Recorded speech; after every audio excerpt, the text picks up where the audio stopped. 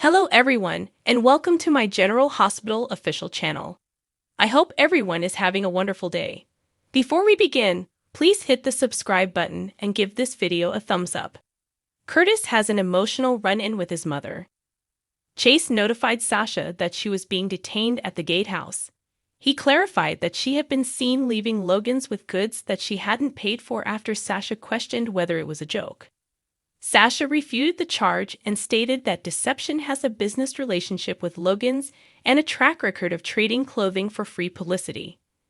Sasha received assurance from Chase that everything will be resolved at the police station. Michael tried to call Gladys after Chase and Sasha had left, but the call ended up in voicemail. Later, when Willow questioned Michael about Sasha, he replied that Gladys hadn't returned his call. Michael was confident that Chase would look after Sasha, though. Willow acknowledged that Sasha had been behaving oddly. She's been doing well lately, but setbacks were inevitable, Michael added. Despite being able to observe Sasha shoplifting, Willow concurred. Michael had faith that everything would be all right. Michael acknowledged that he was still unable to accept that Willow was at home as Willow observed him closely observing her. Willow declared, "There is no place I'd rather be." Michael shocked Willow by revealing that he and Wiley had planned a unique surprise for her. Michael motioned for Willow to peek outside. When she spotted Wiley outdoors by a miniature version of the Eiffel Tower, her face lit up with delight. Wiley wore a black beret, striped shirt, red scarf tie, and false black mustache to look like a Parisian. Willow turned to face Michael, who was sporting his own black beret. While Michael went to get a tray of quiche Lorraine, salad, baguette, and the Frenchiest butter he could find, Wiley serenaded his parents on the accordion. When Willow was healthy enough to go, Michael promised to take her to Paris. Willow was moved by the thoughtful surprise, and he kept his word. Willow kissed her husband and assured both Michael and Wiley that everything was ideal. Sunny and Nina arrived at the hospital to see how Curtis was doing.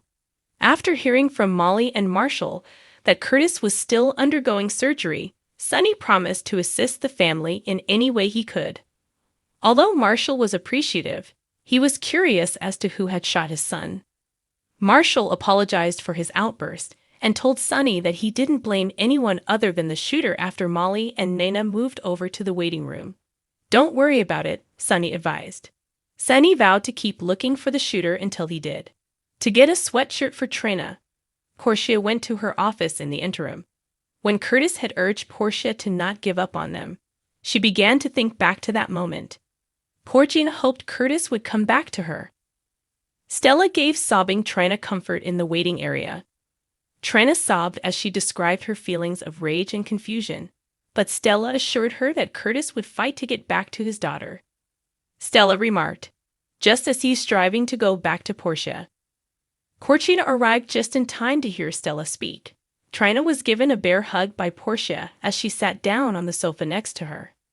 Trina acknowledged her regret over delaying her reconciliation with Curtis. Portia remarked, "I know, sweetheart, and me too."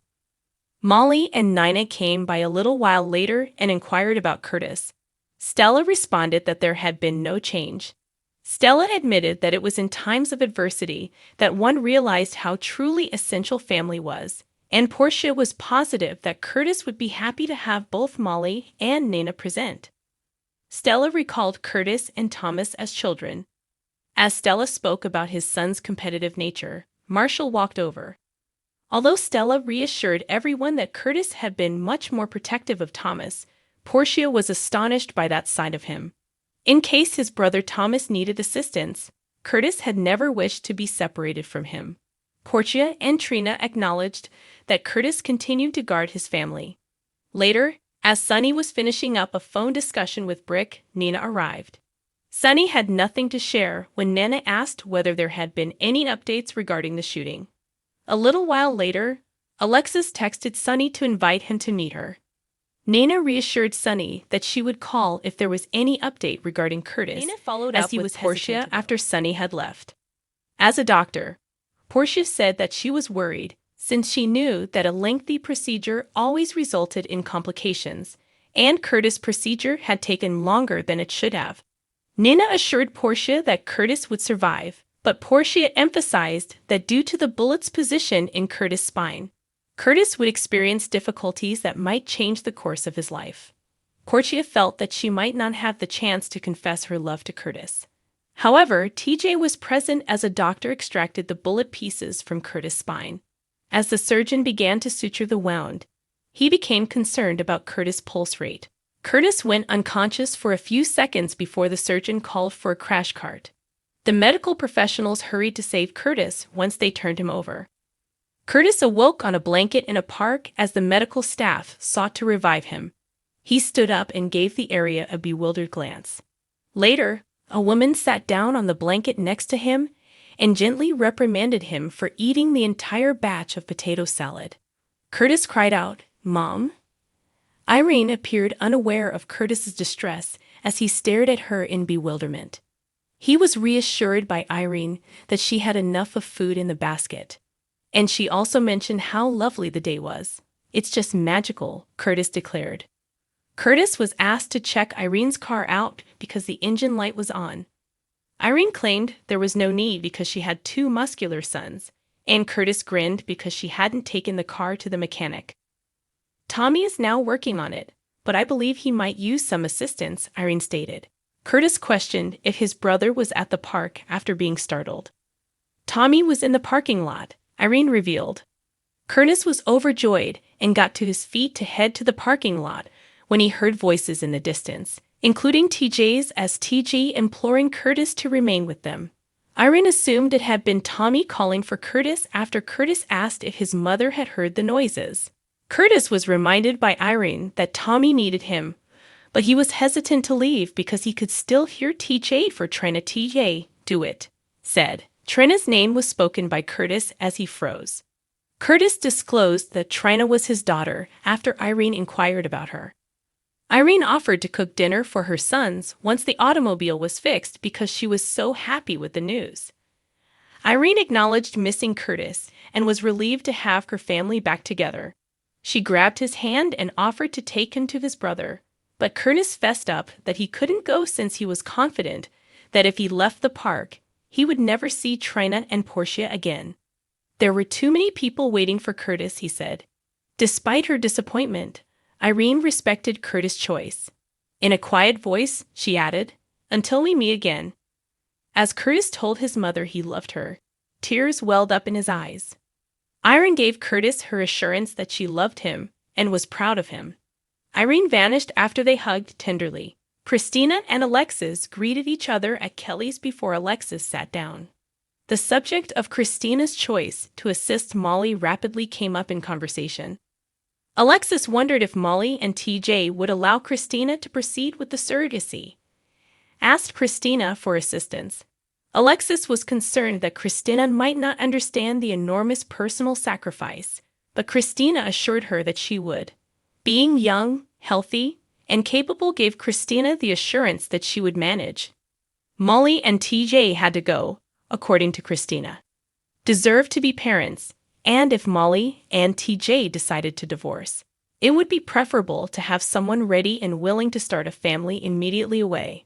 Made the choice to employ a surrogate. No one, according to Alexis, was actually ready to serve as a surrogate. Right on cue, Maxie approached. Maxie's presence made Alexis delighted because she planned to write an article about the deceptor for the invader. According to Alexis, the story would be in the leisure section and would concentrate on the design process. Maxie consented to have a reporter for Alexis to speak with her people. When Christina questioned Maxie about her experience as a surrogate, she startled both Alexis and Maxie. Christina ignored her mother as Alexis scowled at her. Maxie was lauded by Christina for her generosity, and she acknowledged that she would like to know more about it. Maxie acknowledged that the request would take some time for her to process, but she pledged to let Christina know as soon as she was prepared to speak. Maxie's phone rang after she approached the counter. Chase was there.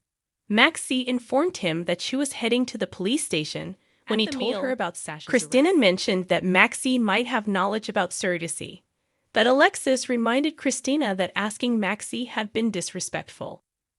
Maxie had appeared fine, Christina countered.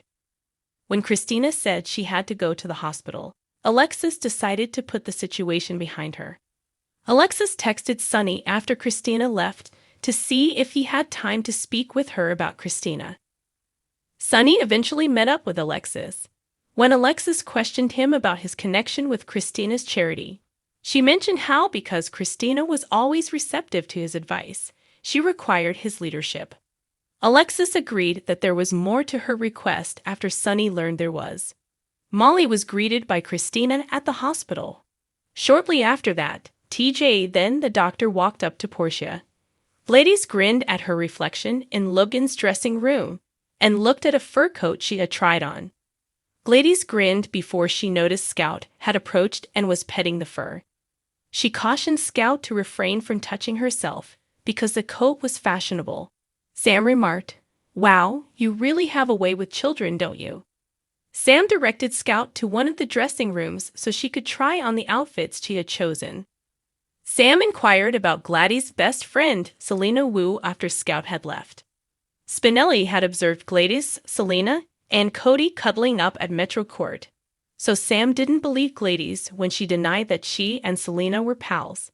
"Don't you think that's an interesting trio?" Sam questioned. Gladys insisted that she had only occasionally run into Selena, but Sam was curious about Cody's relationship to Selena. Gladys suggested that Sam speak with Cody. Sam informed Gladys that she would continue to look for information until she found it, since she was positive that Selena was to blame for Gladys' change of heart over Cody. Sam questioned, "What does that woman have on you?" Gladys was offended and inquired as to whether Sam was implying that Gladys had acted improperly. Sam answered, "Yeah, I guess you must have." Sam made the observation that Gladys had been seeking revenge on Cody. Sam remarked, "So, the only explanation I can think of for why you backed off was to save your own skin." Gladys grabbed her phone and reviewed her texts as Scout came out to show her mother one of the gowns. Gladys announced that she had to leave a short while later. "Emergency in the family," Gladys stated. Sam asked Scout to choose one of her two outfits once she had changed and returned with them because they needed to get to Scout's swim lesson. The truth was out. Scout didn't want to go. Sam was concerned and inquired as to Scout's problems. After some probing, Scout confessed that she missed her father because he would often attend and participate in the classes. Sam recommended that they establish a record of Scout's successes so that Scout could show it to Drew when they saw each other. Scout perked up right away. Sam made the decision to buy Scout both outfits since she deserved them. Chase called and left a message for Gladys while Sasha waited in the interview room at the police station. Sasha had a right to a phone call, so Chase went back to the questioning area and gave it to her. He suggested she contact a lawyer, but she countered that lawyers only represented the guilty. Instead, Sasha made the choice to phone a supporter and admit that a huge error had been committed.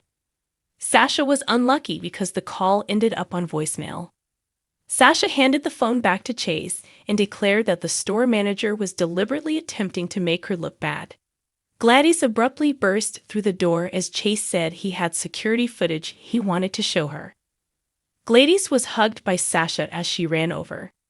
She had been charged with shoplifting, Sasha said. "Someone is out to get me, just like in Home and Heart," Sasha stated. Gladys and Sasha were both seated by Chase, who then played the upsetting video of Sasha leaving the changing room with numerous items of clothing shoved into her memory of placing the items in her handbag, so what she saw astounded her. Gladys and Chase were both informed by Sasha that she had no need to steal as she could easily afford the stuff. Gladys softly emphasized how conclusive the security footage was. Soon after, Maxie showed up. Sasha began to apologize, but Maxie interrupted her to say that Sandra had promised to dismiss the accusations after she and her had made up. While a relieved Sasha thanked Maxie, Chase went outside to speak with the store manager. When Maxie disclosed that Deception and Logan's will collaborate on a cross-promotional event using the Deceptor, Sasha's joy subsided. Maxie acknowledged that while Sasha felt awful about it, The company ultimately benefited from the decision. Sasha volunteered to assist with the celebration, but Maxie resignedly informed her that she wouldn't be allowed at Logan's. Gladys reaffirmed to Sasha that she had earned a break because she had been working hard. Maxie concurred with Gladys' prediction that everything would resolve itself quickly. Sasha was told she could leave when Chase came back. Chase halted Maxie after Gladys and Sasha had left and urged her to watch out for Sasha. She reassured him that she still would have. Selena was incensed with Cody for purposefully losing the card game at the Savoy. Selena wasn't interested in Cody's request for an opportunity to explain because he had ruined the reputation of her game. Selena struck Cody across the face after he made a stupid, snarky comment. Lai leaped into action, wrenched Cody's arm behind his back, and smashed him on the bar. Cody screamed in agony, but Selena did nothing. While Lee kept the heat on Cody, she got down and started playing solitaire. Cody requested whether he could answer the phone when it called. Selena concurred, but she let Cody know that Lai wouldn't be happy. Selena made the choice to go so Lee could finish working with Cody. Cody's hand was next to Lee's as she slammed a knife she had taken off the bar. Cody desperately begged Selena to hold. Selena stated that the actions he had taken needed to have repercussions. "Goodbye, Mr. Bell. No one crosses me," Selena remarked. Cody said incoherently that he could make Selena wealthy. Cody explained that he was set to get a sizable windfall, and that he had been preparing to retire to the Cayman Islands when Selena paused. When Selena realized that Cody had lied to her, he swiftly responded that the WSB had wronged him, and that they were prepared to compensate him with $10 million for his anguish and pain. Cody inquired, "Would you like a cut?" Selena consented to a 60% cut.